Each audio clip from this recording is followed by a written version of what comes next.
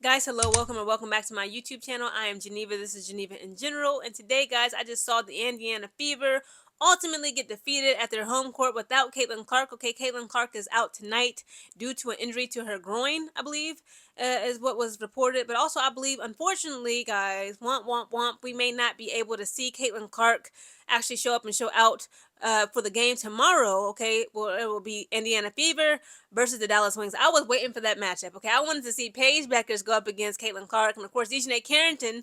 She may possibly more than likely be out for tomorrow's game due to having a rib injury. Again, these injuries are having me so stressed out for this current 2025 WNBA season. That was a very exciting game, guys, that I just witnessed, okay? I honestly thought Indiana Fever had it in the bag. At first, initially in that first quarter, they were down pretty bad, okay? The Indiana Fever was like, it was like they had went on no, not on a run, rather. The LA Sparks went on a run with the Indiana Fever. It was like 0-8. Okay, they had to call a timeout, okay, Indiana Fever that is, to finally get them put up on the boards. And the conclusion of the first quarter also tells the tale. Okay, so in the first quarter, the Sparks they were able to score 20 points, whereas the Fever only scored 19 points. Okay, they were able to get their groove and find it very quickly. They concluded the first quarter being down only 1 point. Now, the second quarter comes around, the Sparks only scored 10 points. The Fever scored 15. Okay, this is when Indiana Fever began to get in front of them. In the third quarter, the Sparks scored 20 points. The Fever scored 24.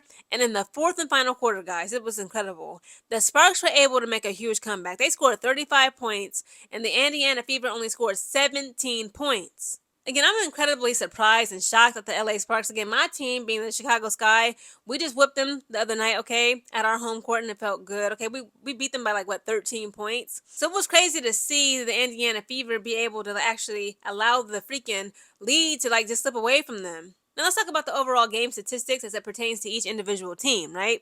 And the comparison and contrast. So when it comes to points being made in the paint, the Sparks were able to make 42 points, whereas the Fever made 28 points. When it came to fast break points, the Sparks was only able to make 4, whereas the Fever scored 18. Again, they are a fast-paced team. They like to run, they like to sprint, they like to jump, hop, and skip. Okay, they're very energetic. Okay, let's be honest, that's partially the reason why DeWanna Bonner is no longer an Indiana Fever. She was like, this is too much running for me. I can't just be jumping, skipping, and hopping. Okay, these knees will break. I got to get up out of here. When it comes to players making bench points, okay, the Sparks had made 8 bench points, whereas the Fever made 24. When it comes to team rebounds, the Sparks could not get a rebound to save their lives. They only had 8 versus Indiana Fever's 9.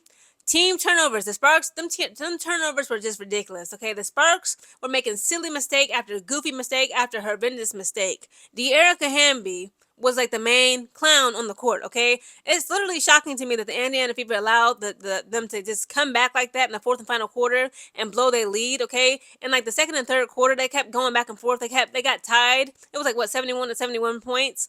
And then like after like the freaking Sparks were acting goofy all night long, the Indiana Fever let the W, like guys, they literally let the dub slip through their fingers. So the Sparks had 19 turnovers, whereas the Fever had 13. And when it comes to points, okay, you got to capitalize off those turnovers. When it comes to points made off of turnovers, the Sparks were able to make 16 points, whereas the Fever made 17 points. Let's talk about the winners first, the Sparks, okay? Rakia Jackson made 14 points, had 1 assist, 2 rebounds. De'Erica Hamby had 14 points, 5 assists, 7 rebounds. Desiree Stevens had 23 points, 3 assists, 7 rebounds. Kelsey Plum made 21 points, 6 assists, 3 rebounds. And Shea Petty had 5 points, 4 assists, and 2 rebounds. Now for the Fever, Lexi Hall made 6 points, 3 assists, 9 rebounds. Natasha Howard, 13 points, 0 assists, 3 rebounds. Aaliyah Boston, 12 points, 1 assist, 10 rebounds. She got a double-double. Counts for something. Kelsey Mitchell made 20 points. She was the leading scorer for the Fever tonight. She made 20 points, had 4 assists, 1 rebound. Sydney Colson had 0 points, 4 assists, 2 rebounds. Let's talk about Sydney Colson very briefly, okay?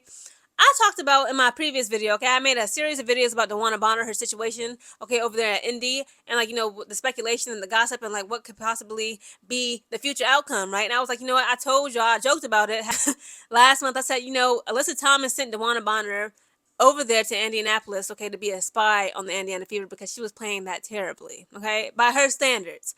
And I said the same thing about Sydney Colson. I said Sydney Colson was sent to the Fever by Asia Wilson, okay, to be a spy. Sydney Colson has too many games with the Fever where she does not score any points. And again, I had somebody comment, on my previous post about her that was like, Geneva, you don't understand basketball. Just because she doesn't score, she is still a facilitator. She is an enforcer. Her defensive skills, again, I got all of that. I understand all that down, okay?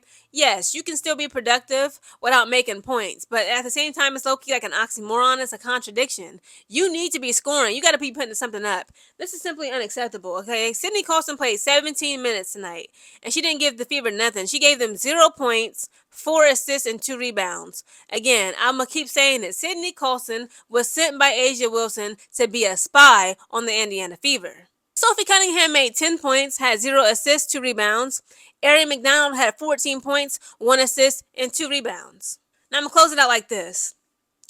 I really wish I had like a magical wand that could just treat and prevent all injuries in the WNBA. I'm sick of this. I wish I had a magical wand where I could just wave it like this in the air and all the girls would heal up like Wolverine. Wolverine speed. I can't take it no more. I was really looking forward to seeing Caitlin Clark go up against Paige Beckers in tomorrow's matchup. Okay, it'll be Indiana Fever versus the Dallas Wings. I don't like this. It's not fair. Okay, but of course I understand. Health is wealth. Their health comes first. Again, I'm also disappointed in Nisha Carrington. She didn't have to sit out 2 games already due to having a rib cage injury. I'm like, what happened to her rib? Did she get punched or something, or did she fall? She's always falling on the floor every game, hitting the court so hard. Like, ladies, please take care of y'all health. Preserve y'all bodies. Again, that was a very interesting matchup. It was exciting. Okay, they had me on the edge of this couch. They kept going back and forth and back and forth and back. They was tied 71 to 71 points. And of course, unfortunately, the Fever without Caitlin Clark, they just let this dub slip through their fingers because again, I'm gonna say it one more time. Sydney Colson is a spy